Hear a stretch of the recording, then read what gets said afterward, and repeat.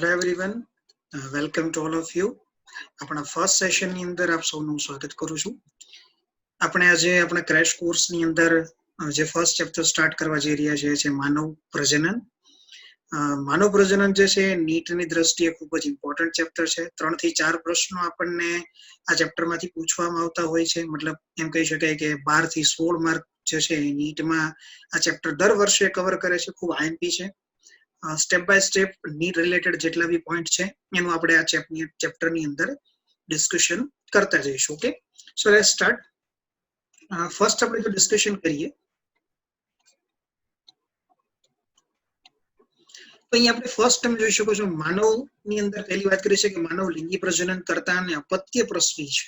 અહીંયા આપણે જાણીએ છીએ પ્રજનનની બે પદ્ધતિઓ છે. ફર્સ્ટ જો આપણે વાત કરીએ તો એ છે લિંગી પ્રજનન, બીજી વાત કરીએ અલિંગી પ્રજનન, જેમાં મનુષ્યની અંદર લિંગી પ્રજનન દર્શાવવામાં આવે છે.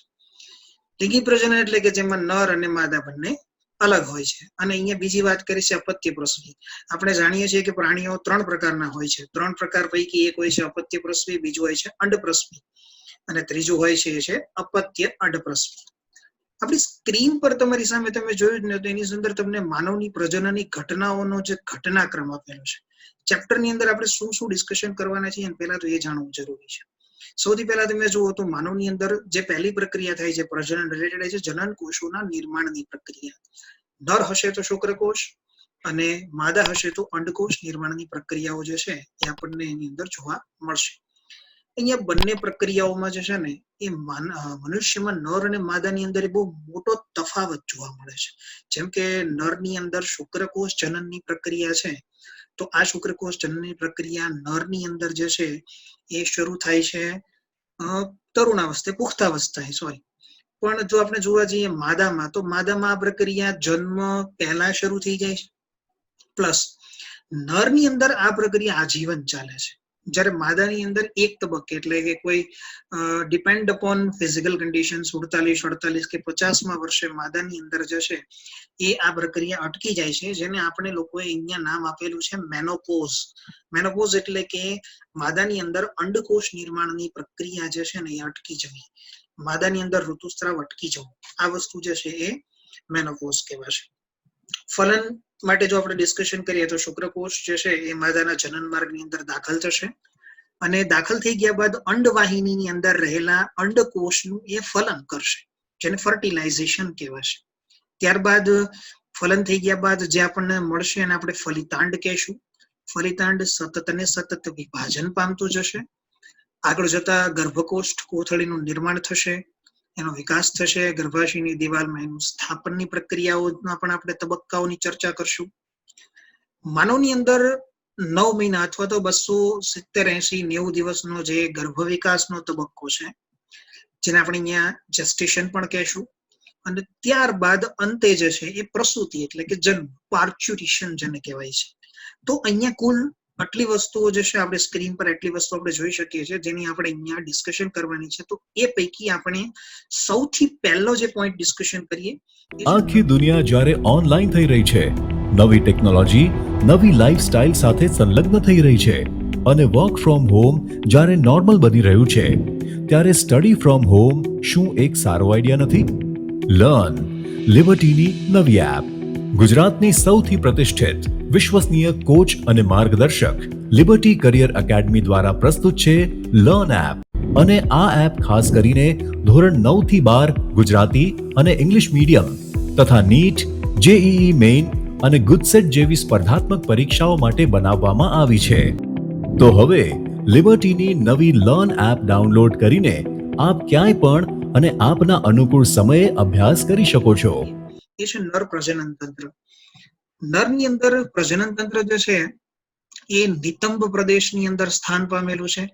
નરના પ્રજનન તંત્રની અંદર શુક્રપિંડ એક જોડ, ત્યારબાદ સહાયક નલિકાઓ, ગ્રંથિઓ અને બાહ્ય જનનાંગોનો સમાવેશ થાય છે. લેફ્ટ સાઈડ તમારી સ્ક્રીન પર જે છે એ તમે પ્રજનન તંત્ર જે છે પુરુષનું એ પેલ્વિક રિજિયનની અંદર આવેલું છે. એની આગળ આકૃતિ આપણને આપેલી છે. એની અંદર તમને બધા ભાગો દર્શાવેલા તમે જોઈ શકો છો કે બંને બાજુએ શુક્રપિંડ છે. શુક્રપિંડની અંદર છે ને મિત્રો ખાસ એક વસ્તુ યાદ રાખજો કે શુક્રપિંડની અંદર બહુ જ બધા કમ્પાર્ટમેન્ટ્સ આવેલા છે, બહુ બધા ભાગ આવેલા છે અને દરેક ભાગની અંદર શુક્રકોષ નિર્માણની પ્રક્રિયા થાય છે. આ શુક્રકોષ નિર્માણ થઈ ગયા બાદ અહીંથી ક્રમિક રીતે તમે જોશો અહીંથી ક્રમિક રીતે આ પિંડીય ખંડિકાઓ બાદ વૃષણ જાલિકા છે, શુક્રવાહિકા છે, અધિવૃષણ નલિકા છે, ત્યારથી આગળ શુક્રવાહિની છે, ત્યાર પછી શુક્રાશય, પ્રોસ્ટેટ અને બલ્બોયુરેથર, આ ત્રણેય સહાયક ગ્રંથિઓ છે. તો આ છે ને શુક્રકોષ, અહીંથી આખો શુક્રકોષનો માર્ગ રચાશે જે શુક્રાશયની અંદર આવશે. એની અંદર શુક્રકોષની અંદર જે છે એ સાથે સાથે સહાયક ગ્રંથિઓના સ્ત્રાવો ભળશે અને વીર્ય નિર્માણની પ્રક્રિયા થશે. અને મનુષ્યની અંદર સાથે સાથે મૂત્ર માર્ગ જે છે એ પણ અહીંયા પ્રજનન માર્ગ સાથે જોડાયેલો હોવાથી આગળ જતા શિશ્નની અંદર મૂત્ર જનન માર્ગની રચના થશે. આ મૂત્ર જનન માર્ગમાં જે શિશ્ન છે એના સૌથી બાહ્ય ભાગ જો આપણે જોઈએ તો એક ભાગ થોડો ઉપસેલો આપણને જોવા મળશે જેને શિશ્નાગ્ર કહેવાશે, અને જે આગળ એક ત્વચાથી ઘેરાયેલ હોય છે જેને આપણે લોકો અગ્ર ત્વચા એવી રીતે ઓળખીએ છીએ. તો અહીંયા મેઇન વસ્તુ આપણને જશે એટલી અહીંયા ચેપ્ટરની અંદર આપણે આગળ ડિસ્કશન કરીએ તો શુક્રપિંડથી શરૂઆત કરીએ. શુક્રપિંડ જે છે ને એ બાળકના જન્મ પહેલા બાળકની અંદર ઉદર ગુહામાં હોય છે. જન્મ સમયે ઉદર ગુહામાંથી વૃષણ કોથળીમાં ઉતરી આવે. વૃષણ કોથળી એ જે છે એ એક બેગ લાઇક સ્ટ્રક્ચર, એક બેગ જેવું સ્ટ્રક્ચર છે કે જેની અંદર શુક્રપિંડ જે છે ઉતરી આવે છે. અહીંયા બે વસ્તુ હું ખાસ યાદ કરીશ તમને. ઘણા બાળકોની અંદર જન્મ સમયે શુક્રપિંડ વૃષણ કોથળીમાં ઉતરી આવતા નથી. જો આવું થાય તો આ ઘટનાને આપણે નામ આપેલું છે ક્રિપ્ટોકાઇટિઝમ. યાદ રાખજો મિત્રો ખાસ, ક્રિપ્ટોકાઇટિઝમ. અને આવા બાળકની અંદર ઓપરેશન દ્વારા આ શુક્રપિંડ જે છે એને વૃષણ કોથળીમાં ઉતારવામાં આવશે અને આ જે ઘટના છે એને આપણે લોકો કહીએ છીએ ઓર્કિયોપેક્સી. બે વસ્તુ અહીંયા ખાસ સમજો. એક તો મેં તમને કીધું છે ક્રિપ્ટોકાઇટિઝમ કોને કહેવાશે, બીજું મેં તમને કીધું છે ઓર્કિયોપેક્સી કોને કહેવાશે. શુક્રપિંડ કે જેની અંદર શુક્રકોષ જનનની પ્રક્રિયા થશે. વૃષણ કોથળીનું કાર્ય એ છે કે શુક્રપિંડ જે છે એને શુક્રકોષ જનનની પ્રક્રિયા કરવા માટે 2 થી 2.5 ડિગ્રી સેન્ટીગ્રેડ નીચા તાપમાનની જરૂર, શરીર કરતા નીચા તાપમાનની જે જરૂર પડે એ તાપમાન વૃષણ કોથળીમાં એને મળી રહી છે. વૃષણ કોથળીની અંદર ડાર્ટોસ પ્રકારના સ્નાયુઓ આવેલા હોય છે. ખાસ શબ્દ યાદ રાખજો, ડાર્ટોસ સ્નાયુઓ. ડાર્ટોસ પ્રકારના સ્નાયુઓ જે છે તેમને ઋતુકીય ફેરફારો દર્શાવે છે, જેમ કે શિયાળામાં વૃષણ કોથળીનું કડક બનવું કે ઉનાળાની અંદર વૃષણ કોથળીનું નરમ બનવું એ એની સાથે સંકળાયેલું છે. અને જે સઘન આવરણથી આવરિત છે, મતલબ કે જે આપણે વાત કરી રહ્યા છીએ અહીંયા કે વૃષણ કોથળી એ સઘન આવરણથી આવરિત હોય છે. જો શુક્રપિંડની આપણે વાત કરવા જઈએ ને મિત્રો, તો દરેક શુક્રપિંડ જે છે એનો જો તમે આડો છેદ લેશો ને તો તમને શુક્રપિંડની અંદર નાના ખંડો જોવા મળશે. લગભગ કેટલા? તો કે 250 જેટલા. અને આ દરેક ખંડ જે છે એની અંદર આપણને 1 થી 3 શુક્રોત્પાદક નલિકાઓ જોવા મળશે. બે વસ્તુ ખાસ સમજો, ટોટલ ખંડો તમને કીધા છે 250 જેટલા, અને દરેક ખંડમાં તમને 1 થી 3 જેટલી શુક્રોત્પાદક નલિકાઓ જોવા મળશે. મતલબ હું એમ કહી શકું કે ટોટલ શુક્રોત્પાદક નલિકાઓ જે છે એની સંખ્યા આપણને લગભગ 750 અરાઉન્ડ જોવા મળે છે.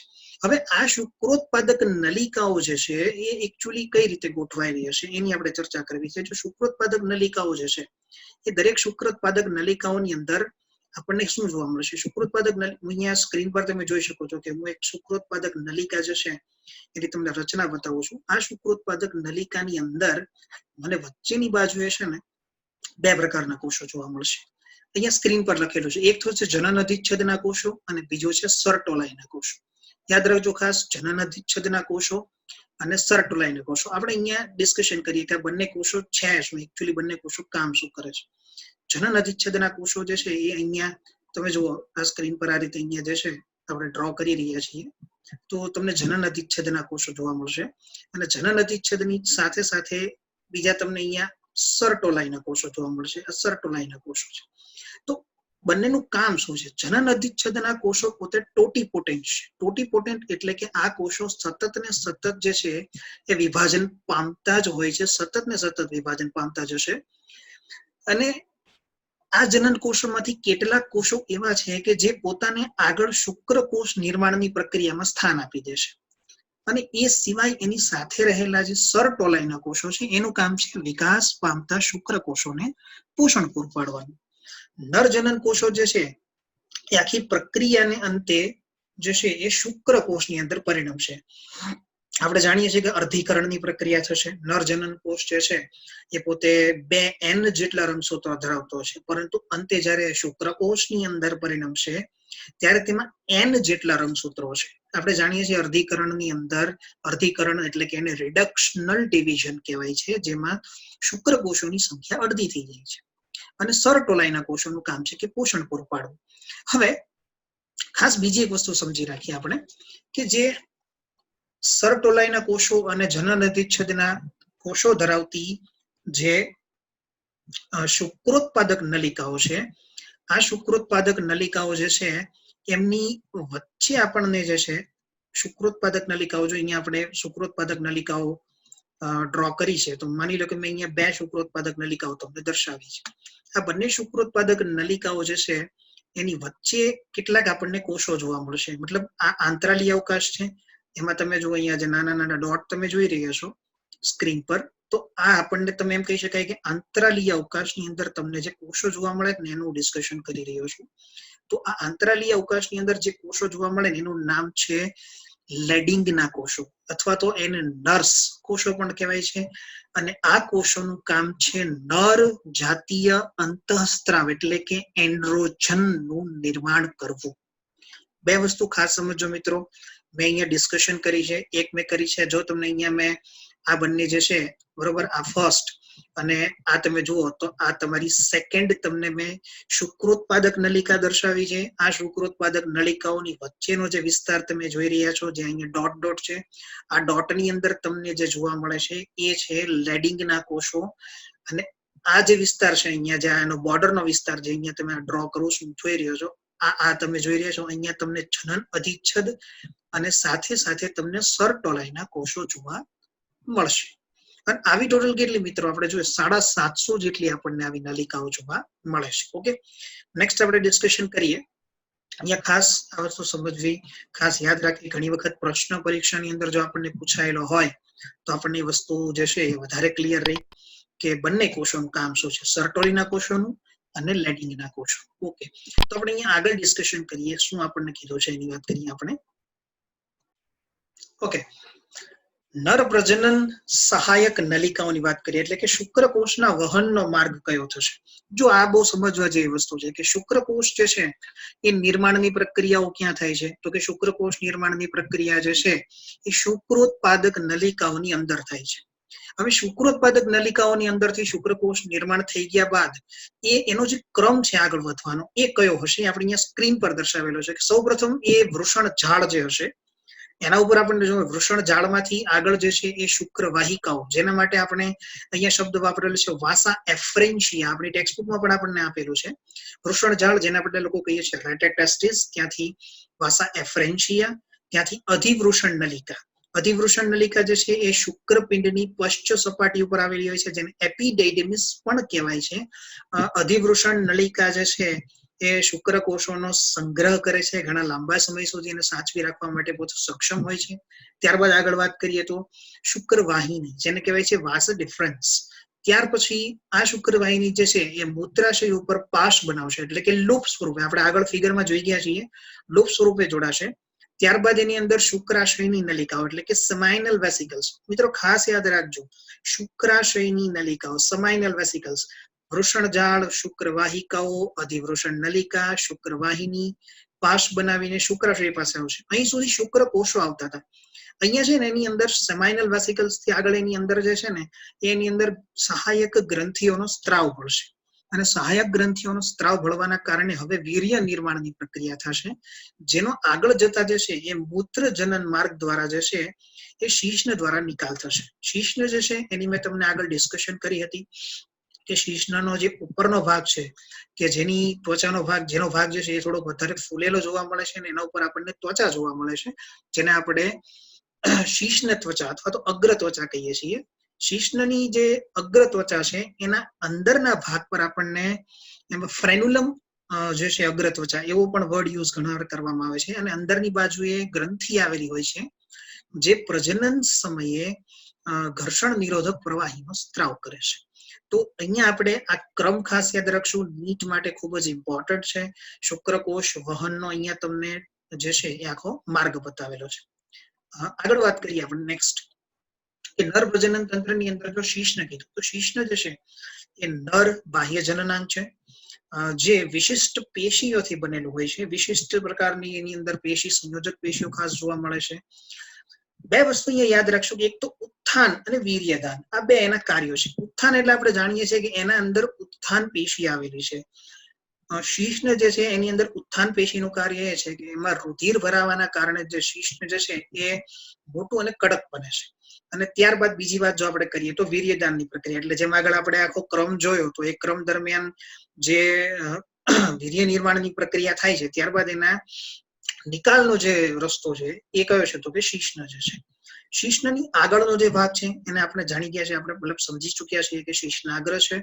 અને નેક્સ્ટ એની વાત કરીએ જો અગ્રત્વચા કે જે છે, અગ્રત્વચા જે છે એ ઘણી વખત કોઈ અમુક કન્ડિશન હોય છે જેની અંદર રિમૂવ કરવામાં આવે છે, ઘણા ઓપરેશન હોય કે પછી પથ્થરી જેવી કન્ડિશન હોય તો એની અંદર અગ્રત્વચા જે છે એ ઓપરેશન દ્વારા ડોક્ટર રિમૂવ કરતા હોય છે. અહીંયા બીજી એક ડિસ્કશન જો આપણે કરીએ તો આપણી પાસે જે છે એ સહાયક ગ્રંથિઓ છે. સહાયક ગ્રંથિઓમાં આપણી પાસે છે એક જોડ શુક્રાશય, એક જોડ પ્રોસ્ટેટ અને બલ્બો યુરેથ્રલ. આ ત્રણેય ગ્રંથિઓનો સ્ત્રાવ છે ને મિત્રો, બેઝિક સ્ત્રાવ છે. બેઝિક સ્ત્રાવ હોવાના કેટલાક કારણો એ પણ છે કે યોનિ માર્ગ જે છે, યોનિ માર્ગ એ પોતે એસિડિક માધ્યમ ધરાવે છે. અને એસિડિક માધ્યમ ધરાવતા હોવાથી આ જે છે બેઝિક એ તટસ્થતા તરફ એને લઈ જશે. પહેલી મહત્વની વસ્તુ એ છે. શુક્રાશય રસ જે છે એની અહીંયા ડિસ્કશન કરીએ જેમાં ફ્રુક્ટોઝ છે, કેલ્શિયમ છે, વિટામિન સી થી ભરપૂર હોય છે. બલ્બો યુરેથ્રલ ગ્રંથિનો છે. શુક્રાશય પોતે જે સ્ત્રાવ કરે છે એ ટોટલ વીર્યનો 60% જેટલો જે છે એ પોર્શન બનાવે છે. અને ખાસ બીજી વાત કરીએ તો બલ્બો યુરેથ્રલ જે છે એનો સ્ત્રાવ સમાગમમાં ઘર્ષણ નિરોધક તરીકે આપણને કાર્ય કરે છે. તો આ બે વસ્તુ અહીંયા આપણે યાદ રાખવી ખાસ જરૂરી છે. મેઇન વસ્તુ આપણે એ જ સમજી રહીએ અહીંયા. તો અહીંયા આપણે એ સમજી રાખીએ કે ટોટલ વીર્ય નિર્માણની જે પ્રક્રિયા છે એમાં વીર્ય એટલે કે શુક્રકોષ પ્લસ સહાયક ગ્રંથિઓનો સ્ત્રાવ. નરની અંદર કુલ એક વખતની અંદર 3 થી 4 ml જેટલા વીર્યનો સ્ત્રાવ થાય છે, જેમાં મારા ખાસ આ વર્ડ યાદ રાખજો, પોઈન્ટ નોંધી પણ લેજો કે 20 થી 120 મિલિયન પ્રતિ ml જેટલું આપણને જે છે એ શુક્રકોષોની સંખ્યા જોવા મળે છે. અને આ શુક્રકોષોની સંખ્યા જે છે એની અંદર જો વેરિએશન આવે, વીર્યની જે પીએચ છે એ 7.3 જેટલી હોય છે. અને ઘણા બધા રીઝન થી આ શુક્રકોષોની સંખ્યામાં વેરિએશન આવી શકે છે. આપણે આગળ ડિસ્કશન કરશું કે જો વેરિએશન હોય તો આપણને કઈ કઈ કન્ડિશન જોવા મળે છે.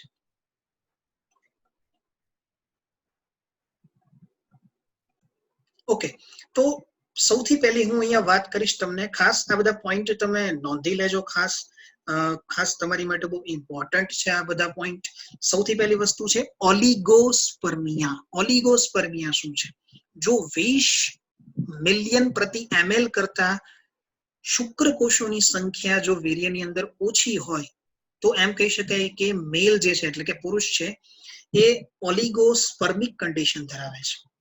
ઘણી વખત એવું પણ બનતું હોય છે કે જે ટોટલ વીર્ય નિર્માણની પ્રક્રિયા થઈ છે તેમાં શુક્રકોષોની સંખ્યા લગભગ નહિવત જેટલી હોય છે. જો આવી કન્ડિશન હોય તો એના માટે બીજું એક ટર્મિનોલોજી યાદ રાખજો, એ છે એઝોસ્પર્મિયા. એઝોસ્પર્મિયા ઘણી વખત શું હોય છે કે શુક્રકોષ હોય છે તો ખરા, પણ વીર્યની અંદર શુક્રકોષો જે છે એટલા બધા ચલિત હોતા નથી, પ્રોપર તરી શકતા નથી. તો એની અંદર જો વાત કરીએ તો એના માટે વર્ડ છે એસ્થેનોસ્પર્મિયા.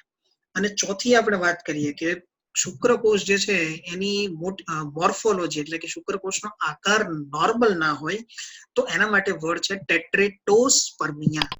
ખાસ વસ્તુ યાદ રાખજો કે ટોટલ જે શુક્રકોષની સંખ્યા છે એમાંથી 60% શુક્રકોષો જે છે એ ખૂબ જ સરળ, એકદમ વ્યવસ્થિત આકાર અને કદ ધરાવતા હોવા જોઈએ. અને એમાંથી પણ 40% એટલે કે 40% જે છે એ વિગરસ મોટિલિટી એટલે કે ખૂબ જ અતિશય આક્રામકતા એટલે કે અતિશય આક્રામક તારકતા, ચલિતતા ધરાવતા હોવા જોઈએ. તો આ વસ્તુ જે છે એ ફલનની પ્રક્રિયા માટે બહુ જ મહત્વની છે. નર પ્રજનન તંત્રની અંદર જેટલા પણ પોઈન્ટ અહીંયા આપણે ડિસ્કસ કરેલા છે, ખાસ દરેક પોઈન્ટ ઉપર ફરીથી એક વખત ચર્ચા કરજો, એક વખત ડિસ્કશન કરજો કોઈની સાથે, કે જેનાથી તમને આ વસ્તુ વધારે ક્લિયર થાય. નેક્સ્ટ આપણે જે ડિસ્કશન કરવાનું છે એ છે માદા પ્રજનન તંત્રની. માદા પ્રજનન તંત્ર જે છે, માદા પ્રજનન તંત્રની વાત કરીએ. માદા પ્રજનન તંત્ર જે છે, સૌ પ્રથમ વાત કરીએ તો માદાની અંદર નિતંબ પ્રદેશની અંદર ગોઠવાયેલા છે. જો નરની અંદર પણ નિતંબ પ્રદેશ, પેલ્વિક રિજિયન, માદાની અંદર પણ આપણે વાત કરીએ તો પેલ્વિક રિજિયન, બંનેની અંદર રિજિયન સેમ વાત કરેલી છે. અહીંયા અંડપિંડની જો વાત કરીએ આપણે, માદાની અંદર કેટલીક વસ્તુઓ જે છે એનું આપણે ડિસ્કશન કરીએ તો માદાની અંદર પ્રજનન તંત્રમાં કેટલીક વસ્તુઓ આવેલી હોય છે, જેમાં અંડપિંડ આવેલા હોય છે એક જોડ, જેની સાથે અંડવાહિની, ગર્ભાશય, ગ્રીવા, યોનિમાર્ગ, અને ત્યારબાદ આપણે વાત કરીએ તો એ છે બાહ્ય જનનાંગો. આટલી વસ્તુઓ જે છે એ માદાની અંદર, અને સાથે સ્તન ગ્રંથિ પણ જે છે એ માદાની અંદર સહાયક પ્રજનન ગ્રંથિ તરીકેનું કાર્ય કરે છે. માદાની અંદર અંડકોષ નિર્માણની પ્રક્રિયા માદામાં જન્મ પહેલા શરૂ થઈ ગઈ હોય છે. પુખ્તાવસ્થાએ આ અંડકોષો જે છે એમાંથી એક અંડકોષ જે છે એ દર મહિને દરેક અંડપિંડમાંથી, એટલે કે 2 અંડપિંડ જે છે તો એક વખતે એક અંડપિંડમાંથી, બીજી વખતે બીજા અંડપિંડમાંથી, એવી રીતે ટોટલ 12 મહિનામાં 12 અંડકોષો ઉત્પન્ન થવાની પ્રક્રિયા થાય. એટલે જો આપણે એમ સમજવું હોય તો એમ સમજી શકીએ કે એક અંડપિંડ જે છે એ ટોટલ 6 અંડકોષોનું નિર્માણ 1 વર્ષ દરમિયાન કરશે. અહીંયા અંડપિંડ જે છે એની અંદર અંડકોષ નિર્માણની પ્રક્રિયા થશે, પણ આ પ્રક્રિયા જે છે એ પુરુષની અંદર જે પ્રક્રિયા છે એના કરતા ડિફરન્ટ એટલા માટે છે કારણ કે આ જન્મ પહેલા શરૂ થઈ ગયો છે. આપણે આગળ જ્યારે અંડકોષ જનનની પ્રક્રિયાનું ડિસ્કશન કરશું ત્યારે વધારે ચર્ચા કરશું. ખાસ તો સમજી રાખીએ કે અંડપિંડ જે છે એ આપણે 2 વસ્તુ જાણીએ છીએ, આપને ખબર છે, એક તો સ્નાયુબંધ અને એક અસ્થિબંધ. અહીંયા આપણે વાત કરવાની છે સ્નાયુબંધની, કારણ કે અંડપિંડ જે છે એ નિતંબ પ્રદેશનો જે પોર્શન છે, રિજિયન છે, એની સાથે જે છે એ સ્નાયુબંધથી જોડાયેલ હોય છે અને અંડકોષ નિર્માણની પ્રક્રિયા કરે છે. ઉદરના નીચેના ભાગમાં દરેક બાજુએ આપણને એક અંડપિંડ ગોઠવાયેલો જોવા મળશે, જે લગભગ 2 થી 4 સેન્ટીમીટર જેટલી લંબાઈ ધરાવે છે અને નિતંબ દિવાલ તથા ગર્ભાશય સાથે અસ્થિબંધથી જોડાયેલ છે. આ વસ્તુ ખાસ જે છે આપણે અહીંયા યાદ રાખશું, બરોબર છે. દરેક અંડપિંડ જે છે એ પોતે અધિચ્છદીય આવરણથી આવૃત હોય છે અને એના આપણે જોવા જઈએ તો અંદર આપણે જો એનો આડો છેદ લઈએ તો આપણને 2 સ્તરો જોવા મળશે. એક જેનો પરિઘવર્તી વિસ્તાર છે જેને આપણે કહીશું બાહ્યક, અને એક અંદરનો વિસ્તાર છે જેને કહેવાશે મજ્જક. જો મિત્રો ખાસ અહીંયા વસ્તુ યાદ રાખજો કે આ એ જ વિસ્તારો છે કે જેની અંદર અંડપિંડના ચક્રીય ફેરફારો આપણને જે છે અંડકોષ નિર્માણના એ જોવા મળવાના છે. તો માદા પ્રજનન તંત્રની અંદર અંડપિંડ જે છે એ સૌથી મહત્વની વસ્તુ અહીંયા આપણને આ બાબતે સમજાવે છે.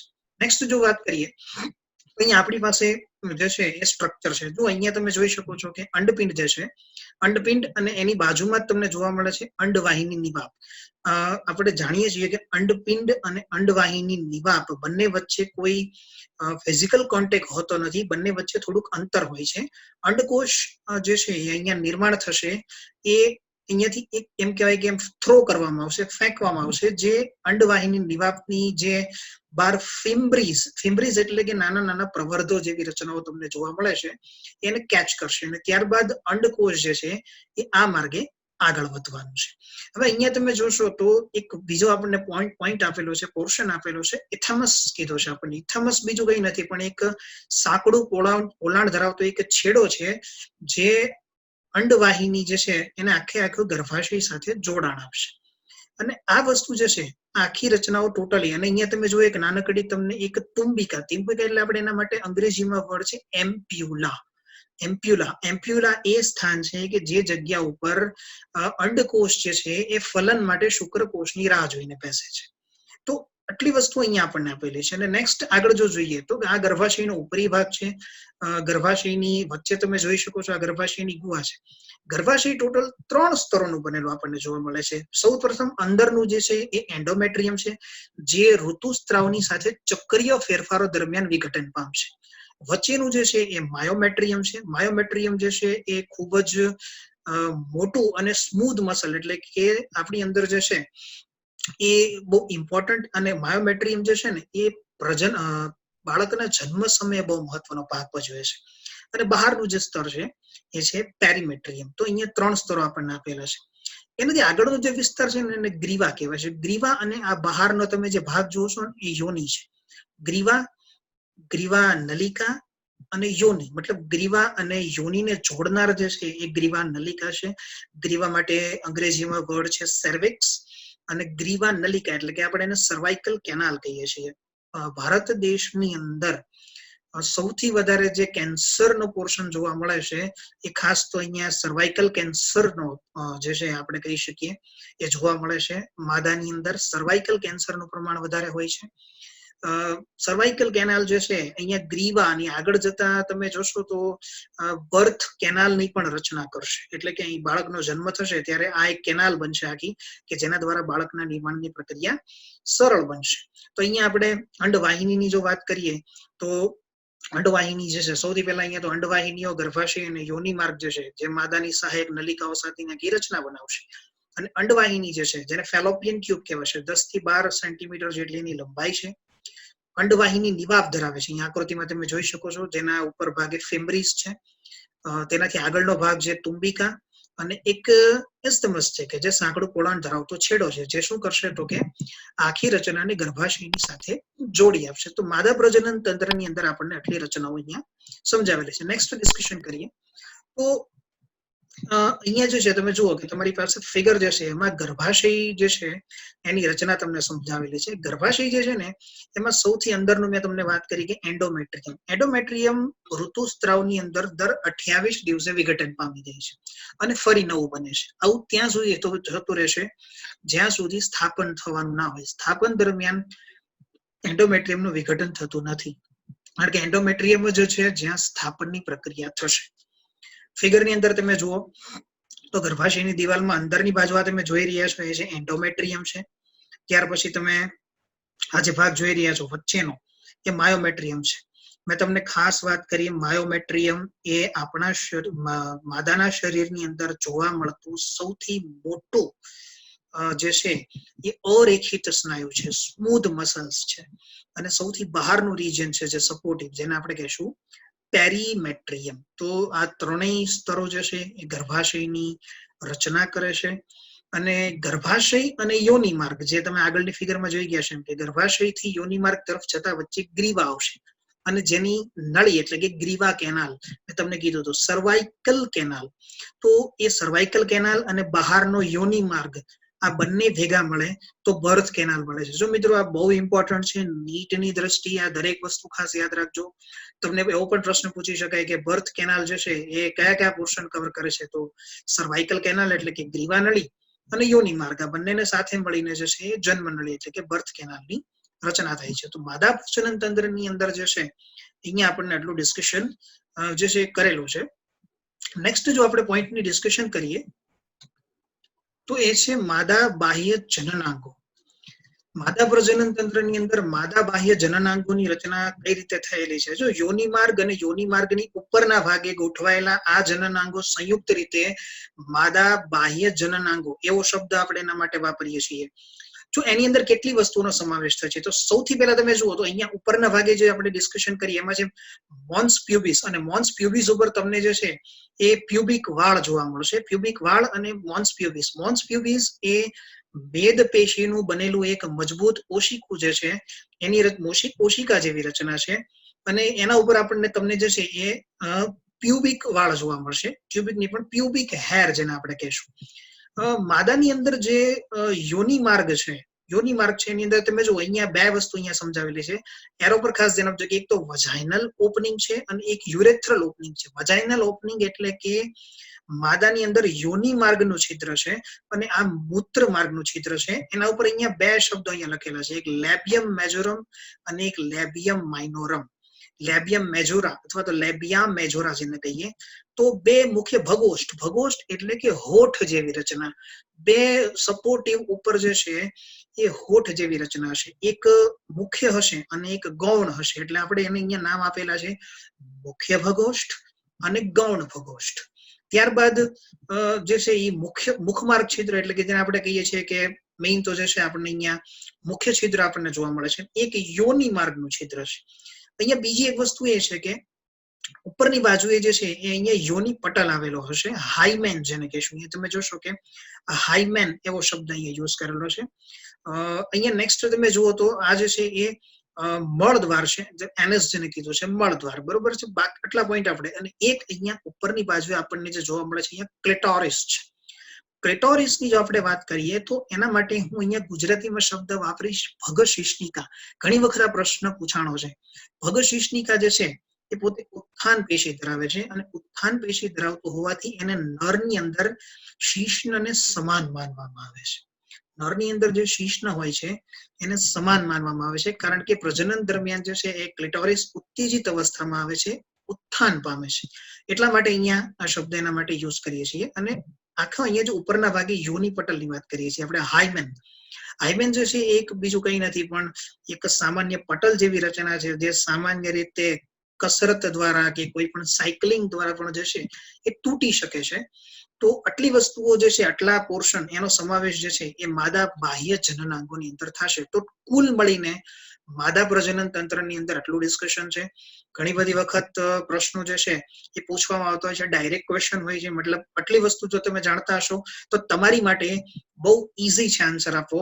તો 2 પોઈન્ટ અહીંયા આપણે જે છે એ કમ્પ્લીટ કરીએ છીએ. નેક્સ્ટ આપણે જે ડિસ્કશન કરવાનું છે આપણો પોઈન્ટ એ છે સ્તન ગ્રંથિ. સ્તન ગ્રંથિની જો આપણે વાત કરીએ તો એની અંદર આપણને સ્તન ગ્રંથિની જો આપણે વાત કરીએ તો એની અંદર આપણે એને કહીએ છીએ મેમરી ગ્લેન્ડ્સ. મેમરી ગ્લેન્ડ બીજું કાંઈ નથી પણ મિત્રો એક પ્રકારની રૂપાંતરિત પ્રસ્વેદ ગ્રંથિ જ છે, જે માદાની અંદર દૂધ સ્ત્રાવ માટે નિર્માણ પામેલી છે. અને એ પેર્ડ સ્ટ્રક્ચર છે. પેર્ડ એટલે કે જોડમાં આવેલી છે, અને એની અંદર 2 વસ્તુ છે. એક તો એ ગ્રંથિમય પેશી છે, અને એની અંદર મેદનું પ્રમાણ આવેલું છે. મેદના પ્રમાણ માટે હું અહીંયા એક શબ્દ વાપરીશ કે variable amount of fat. Variable amount of fat એટલે કે એની અંદર આપણને જે છે એ અલગ અલગ વિતરિત પામેલું ચરબીનું પ્રમાણ જોવા મળે છે. એટલે આપણે એમ કહી શકીએ કે વેરિયેબલ અમાઉન્ટ ઓફ ફેટ, મેદનું અલગ અલગ પ્રમાણ. ખાસ મિત્રો અહીંયા આપણે સમજી રાખીએ કે આપણો જે ખભાનો જે ભાગ હોય ને ત્યાં એક મોટું સ્નાયુ આવેલું છે, જેના માટે આપણે નામ આપેલું છે પેક્ટોરિયાલિસ મેજર. આ પેક્ટોરિયાલિસ મેજર જે છે, ફિગર ઉપર થોડુંક ધ્યાન આપશું આપણે. તો આ તમે જુઓ કે આ જે પાંસળીઓ જે છે, બધી પાંસળીઓની રચના છે, અને આ પાંસળીઓની વચ્ચે આપણને જોવા મળતા આંતર પાંસળી સ્નાયુ છે, અને એની અંદર અહીંયા તમને આ પેક્ટોરિયાલિસ મેજર સ્નાયુ દેખાડેલો છે.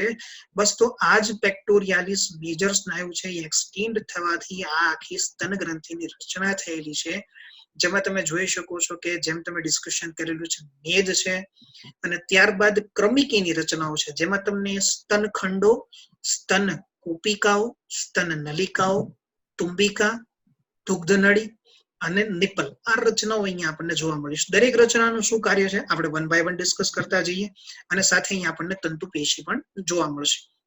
પહેલી વસ્તુ, માદાની અંદર જ્યારે ગર્ભધારણનું 8મું અઠવાડિયું એટલે કે 8th વીક ચાલતું હોય ને, આ દરમિયાન જ સ્તન ગ્રંથિનો વિકાસ શરૂ થઈ જાય છે. તો પહેલો પ્રશ્ન આપણને એવો થાય કે જો 8મા અઠવાડિયાથી શરૂ થાય છે તો દૂધ સ્ત્રાવ કેમ નથી થતો? તો સૌથી મહત્વની વસ્તુ એ છે કે આ દરમિયાન પ્રોજેસ્ટેરોનનું પ્રમાણ ઊંચું હોય છે, અને પ્રોજેસ્ટેરોન ઊંચું હોય ને એટલા માટે ગર્ભધારણ દરમિયાન ક્યારેય માતાના સ્તન ગ્રંથિમાંથી દૂધનો સ્ત્રાવ થતો નથી. આ સ્તન ગ્રંથિઓ જે છે ને ઇસ્ટ્રોજન દ્વારા ઉત્તેજન પામે છે. તો હવે શું થશે એ સમજી રાખીએ કે જ્યારે માદાની અંદર બાળકનો જન્મ થઈ જશે એટલે ઓટોમેટિક પ્રસૂતિની પ્રક્રિયા બાદ પ્રોજેસ્ટેરોનનું પ્રમાણ જે છે ને ઘટવા લાગશે, અને જ્યારે પ્રોજેસ્ટેરોનનું પ્રમાણ ઘટવા લાગે એટલે ઓટોમેટિક જે છે એ માદાની અંદર દૂધ નિર્માણની પ્રક્રિયા જે છે ને એ શરૂ થઈ જશે. મિત્રો ખાસ એક સમજો કે સસ્તન સમુદાયના પ્રાણીઓ છે ને પેરેન્ટિયલ કેર પ્રકૃતિ ધરાવે છે. પેરેન્ટિયલ કેર એટલે કે પોતાના બાળકો જે છે એના પ્રત્યે પોતે સ્નેહ ભાવ ધરાવે છે, અને આ વસ્તુ આપણને જે છે એ પક્ષીઓમાં એટલે કે આપણે જે એવ્સ કહીએ છીએ એમાં, અને મેમેલ્સ એટલે કે સસ્તનોમાં જ જોવા મળે છે. પોતાના બચ્ચાને ઉછેર કરવો, પોતાના બાળકને જે છે એ માતા પોતાનું દૂધ પાય છે, આ વસ્તુ પેરેન્ટિયલ કેરનો જ એક ભાગ છે. તો અહીંયા આપણે સ્તન ગ્રંથિની અંદર આખા દૂધ નિર્માણની પ્રક્રિયા જે છે ને કેવી રીતે થશે, અહીંયા તમે ખાસ સમજો કે જો અહીંયા તમને સ્તનખંડો દર્શાવેલા છે. આ સ્તનખંડો જે છે બરાબર, એ દરેક સ્તનની અંદર આવા સ્તનખંડો આવેલા છે, જે સ્તનખંડોની અંદર દૂધ નિર્માણની પ્રક્રિયા થશે. પરીક્ષાની અંદર આપણને દૂધ નિર્માણની પ્રક્રિયા જે છે એનો આખો એક માર્ગ પૂછવામાં આવે છે ઘણી વખત. તો આપણે અહીંયા જોઈએ કે શું છે. સ્તન જે છે એ પોતે 15 થી 20 જેટલા સ્તનખંડમાં વિભાજિત છે, અને દરેક ખંડ જે છે એ કુપિકાઓ જેવી રચના ધરાવે છે. કુપિકા એટલે કે નાનું એક બેગ જેવું સ્ટ્રક્ચર ધરાવે છે, અને કુપિકાઓ જે છે તેના દ્વારા દૂધનો સ્ત્રાવ થાય છે. મતલબ દૂધના સ્ત્રાવની પ્રક્રિયા જે છે એ કુપિકાઓ દ્વારા થાય છે. હવે આ કુપિકાઓ જે છે, કુપિકાઓ અથવા તો આપણે એમ પણ કહી શકીએ કે એ એક પ્રકારના જે છે એ નાની નાની ખંડિકાઓ જેવી રચનાઓ છે, અથવા તો આપણે એના માટે જે છે એ વાયુકોષ્ઠ શબ્દ વાપરી શકીએ છીએ. અને આ કુપિકાઓ જે છે એ સ્તન નલિકાઓની અંદર ખુલે છે, અને આ તમામ સ્તન નલિકાઓ ભેગી થઈ અને એક સ્તન વાહિની બનાવશે, અને સ્તન વાહિનીઓ જે છે એ સ્તન તુંબિકા એટલે કે જેના માટે શબ્દ છે મેમરી એમ્પ્યુલા, એની અંદર ખુલે છે. હવે મેમરી એમ્પ્યુલા જે છે ને એ શું થાય છે ખબર? મેમરી એમ્પ્યુલા દૂધથી ભરાયેલા રહે છે, અને જેનું જોડાણ જે છે ને એ દૂધ વાહિની સાથે હોય છે. દૂધ વાહિની સાથે જોડાણ હોય છે. હવે જ્યારે બાળક દ્વારા જે છે એ માતા જે છે જ્યારે પોતાના બાળકને દૂધ પીવડાવે છે ત્યારે આ એક સેન્સ દ્વારા આ સ્તન વાહિની જે છે એટલે એના દ્વારા જે સ્તન તુંબિકાઓની અંદર દૂધ ભેગું કરવામાં આવેલું હતું એ દૂધ વાહિની દ્વારા નિપલ થ્રુ જે છે એ દૂધ બહાર નીકળશે. એટલે અહીંયા તમે સ્ક્રીન પર જે જોઈ રહ્યા છો સ્તન, ત્યાર પછી સ્તનખંડ, ત્યાર પછી કુપિકા અથવા તો આપણે વાયુકોષ્ઠ કહીએ છીએ, ત્યાર પછી સ્તન નલિકા, સ્તન વાહિની અને દૂધ વાહિની દ્વારા જે છે મેમરી એમ્પ્યુલા, અને ત્યારબાદ દૂધ વાહિની દ્વારા દૂધ જે છે એ સ્તનની બહાર નીકળે છે. આ ક્રમ ખાસ યાદ રાખજો, દરેકે આને મેમરાઇઝ કરવો, ખાસ યાદ રાખવો, કારણ કે એક્ઝામ માટે ખૂબ જ ઇમ્પોર્ટન્ટ છે. ખાસ યાદ રાખવો. આખી દુનિયા જ્યારે ઓનલાઈન થઈ રહી છે, નવી ટેકનોલોજી નવી લાઈફસ્ટાઈલ સાથે સંલગ્ન થઈ રહી છે, અને વર્ક ફ્રોમ હોમ જ્યારે નોર્મલ બની રહ્યું છે, ત્યારે સ્ટડી ફ્રોમ હોમ શું એક સારો આઈડિયા નથી? લર્ન લિબર્ટીની નવી એપ. ગુજરાતની સૌથી પ્રતિષ્ઠિત વિશ્વસનીય કોચ અને માર્ગદર્શક લિબર્ટી કરિયર એકેડમી દ્વારા પ્રસ્તુત છે લર્ન એપ. લર્ન એપ આપને ઘરે બેઠા કોચિંગ ક્લાસમાં મળતું શિક્ષણ પૂરું પાડે છે, અને આ એપ ખાસ કરીને ધોરણ 9 થી 12 ગુજરાતી અને ઇંગ્લિશ મીડિયમ તથા નીટ, જેઈઈ મેઇન અને ગુજસેટ જેવી સ્પર્ધાત્મક પરીક્ષાઓ માટે બનાવવામાં આવી છે. ઓનલાઈન કોર્સમાં જોડાવા માટે ગૂગલ પ્લે સ્ટોરમાંથી લર્ન એપ ડાઉનલોડ કર્યા બાદ સૌપ્રથમ રજિસ્ટર કરવું, જેમાં તમારું full name, email ID, mobile number તથા તમારો પાસવર્ડ સેટ કરવો. હવે આપને મોબાઈલ પર SMS દ્વારા OTP મળશે તથા ઈમેલ આઈડી પર આવેલ કન્ફર્મેશન લિંકમાંથી તમારું અકાઉન્ટ વેરીફાઈ કરાવવું. ત્યારબાદ એપ્લિકેશનમાં તમારા ઈમેલ આઈડી તથા પાસવર્ડથી લોગિન કરવાનું રહેશે. લોગિન થયા પછી હોમ પેજમાં સૌપ્રથમ આપનું ધોરણ સિલેક્ટ કરો. તેમાં સિલેક્ટ કરવાથી આપને બેચની વિગતો ઉપરાંત ક્લાસીસ, ટેસ્ટ્સ, સ્ટડી મટીરિયલ તથા બીજી વિશેષ માહિતી જોવા મળશે. એક વખત આ પ્રક્રિયા પૂરી થયા પછી બાય નાવ બટન ક્લિક કરીને આપેલ પેમેન્ટ ઓપ્શન્સમાંથી કોઈ પણ ઓપ્શન જેવા કે ડેબિટ કાર્ડ, ક્રેડિટ કાર્ડ અથવા ગૂગલ પે સિલેક્ટ કરીને તરત જ એનરોલ કરી શકો છો. હવે આપની નક્કી કરેલી બેચ ખુલશે. નમસ્તે વિદ્યાર્થી મિત્રો. અને અનુકૂળતા પ્રમાણે આપ નિષ્ણાંત શિક્ષકો દ્વારા સમજાવવામાં આવેલ લેક્ચર સેશન્સ જોઈ શકો છો. આ લેક્ચરને વધુ સમજવા માટે PDF મટીરિયલ્સ ડાઉનલોડ કરી શકશો. એક વખત વિષય સમજી લીધા પછી ચેપ્ટર વાઇઝ ક્વિઝ આપીને પોતાની વિષય સમજ ચકાસી શકો છો. અને જો ક્યાંક આપને કોઈ સમસ્યાનો ઉકેલ ના મળે તો ચિંતા ના કરશો. અમારા ઇન્ટરેક્ટિવ લાઈવ ડાઉટ સોલ્વિંગ સેશન્સમાં લાઈવ ચેટ બોક્સ દ્વારા તમારી મૂંઝવણ તરત દૂર કરી શકો છો. તો હવે લિબર્ટીની નવી લર્ન એપ ડાઉનલોડ કરીને આપ ક્યાંય પણ અને આપના અનુકૂળ સમયે અભ્યાસ કરી શકો છો.